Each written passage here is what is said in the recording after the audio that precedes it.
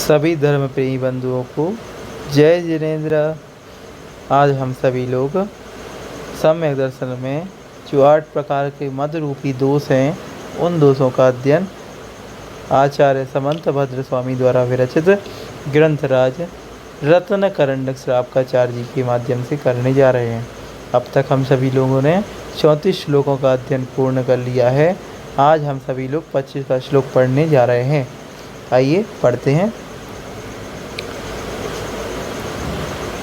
ज्ञानम पूजाम कुलम जातिम बल मृद्धिम तपो बपूः अष्टावासृत्य मानित्वम स्मय माहुर गतस्मयाः। आइए उच्चारण करते हैं पूरा एक साथ। ज्ञानम पूजाम कुलम जातिम बलमृद्धिम तपो बपुः अष्टावासृत्य मानित्वम स्मय माहुर गतस्मयाः। इस तरह से इसका लयबद्ध तरीके से उच्चारण पूर्ण हुआ। आइए अब इसका अर्थ देखते हैं।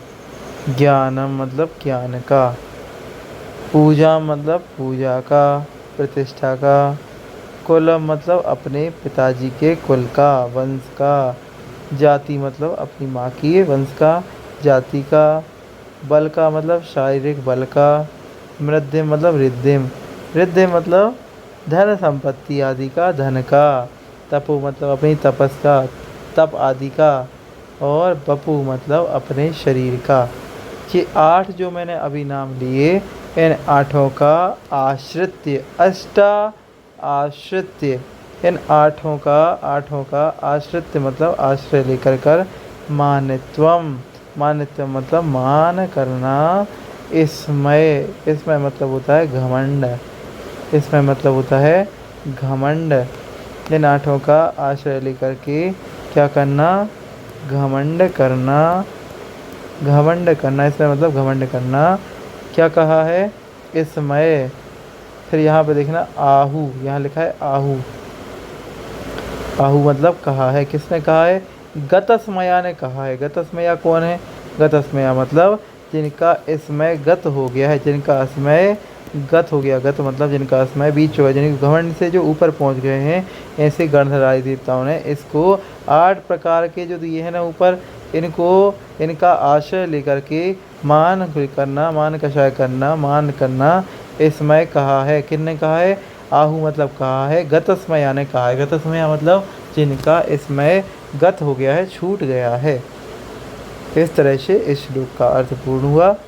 8 मद क्या होते हैं, इनके नाम आप सभी को याद होने चाहिए। 8 प्रकार के मद, और इन मद से ही कहीं हमें भी घमंड तो नहीं आता, इस प्रकार का विचार करना चाहिए। आइए चलते हैं श्लोक क्रमांक 26 की ओर।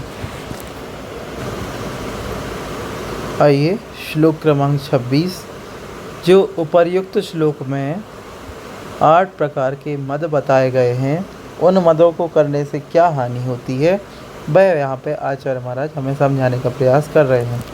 आइए पढ़ते हैं। स्मयेन योन्यान तेति, योन्यान तयेति, यहाँ पे इस तरीके का उच्चारण कीजिएगा। तेति, योन्यान, योन्यान तेति, तेति, धर्मस्थान, धर्मस्थान, गर्विताशयः, सोत्येति, सोत्येति, धर्ममात्मीयं, धर्ममात्मीयं, नाधर्मो, नाधर्मो धार्मिकैर्विना, नाधर्मो धार्मिकैर्विना। आइए अब पूरे श्लोक का लयबद्ध तरीके से उच्चारण करते हैं। स्मयेन योन्यान्तेति धर्मस्थान गर्विताशयः, सोत्येति धर्ममात्मीयं, नाधर्मो धार्मिकैर्विना। अब हम इस श्लोक का अर्थ पूर्ण करते हैं। आइए। स्मयेन, स्मयेन मतलब मद से, ऊपर जो 8 प्रकार के मद हमने पढ़े हैं उन मदों के कारण। यो न्यान्तेति, यहाँ पर 3 शब्द हैं। यह मतलब जो, अन्यान, अन्यान मतलब दूसरों को, अत्येति, अत्येति मतलब, अत्येति मतलब तिरस्कृत करता है। और अन्यान भी कौन, धर्म स्थान, धर्म स्थान मतलब जो रत्नत्रय रूपी धर्म में स्थित हैं ऐसे अन्यान को, अन्यान मतलब अन्य लोगों को। और किस अभिप्राय से, गर्विताशया, गर्विताशया मतलब गर्वचित्त होता हुआ, मन में गर्व को धारण करता हुआ। यह जो धर्म स्थान, धर्म में लगे हुए, अन्यान मतलब अन्य जीवों को, अत्यति मतलब तिरस्कृत करता है।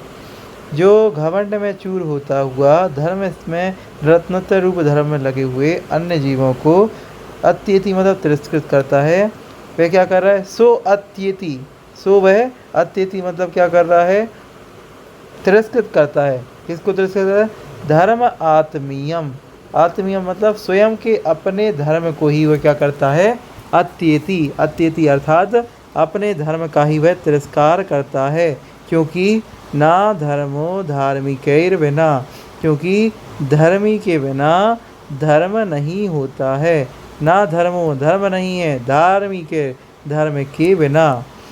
तो यहाँ पे आचार्य महाराज ये कहने का प्रयास कर रहे हैं, जो किसी व्यक्ति का, जो गर्व में चूर व्यक्ति है वह किसी दूसरे धर्मी व्यक्ति का यदि घमंड के कारण तिरस्कार करता है तो वह स्वयं अपने ही धर्म का तिरस्कार करता है। क्योंकि धर्मी के बिना किसी प्रकार का धर्म संभव नहीं है, धर्मात्माओं से ही धर्म होता है। इस तरह से हम लोगों ने आज 26वें श्लोक का भी अध्ययन पूर्ण किया। आज हमने 25वें श्लोक में 8 मदों को और इस श्लोक में मद से होने वाली हानियों को जाना, समझा और उन्हें छोड़ने का भी प्रयास हम सभी लोग करेंगे। आज की इस श्लोक में बस इतना ही। सभी धर्म प्रिय बंदियों को पुनः एक बार जय जिनेंद्र।